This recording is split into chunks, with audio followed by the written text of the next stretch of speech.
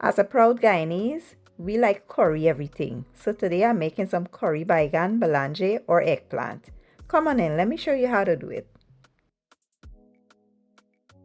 So let's start marinating some clean washed chicken. I'm going to add some dry seasoning in with some fresh green seasoning. Mix well to combine and set aside to marinate for about 30 minutes. Now let's mix up a curry paste using geera masala, curry powder and some green seasoning. Add water to that, mix to a paste-like consistency and set aside. Here to my wok, I will add some onions and garlic. Give it a good mix, let it go for a few seconds and then we will come in with that curry paste. You want to cook that curry thoroughly for about 5 minutes, stirring consistently. Don't rush the process or else your curry will taste raw. I hate raw curry. Next, we will come in with our chicken, give it a good toss. Let it go for about 5 minutes or so before we set the lid on and allow it to produce its own juices. Once the natural juices are released, allow it to evaporate. Once it evaporates, we will then come in with our baigan or belange. The rest of the world call it eggplant.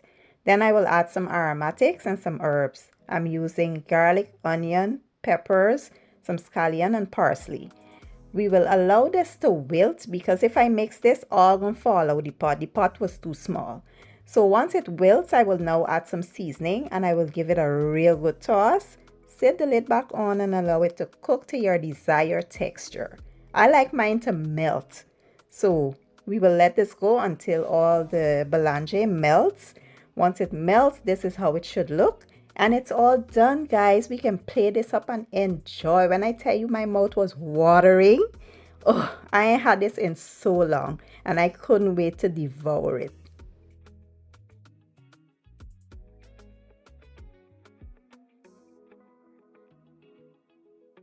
So here you have it, my version of Guyanese curry belange baigan or eggplant.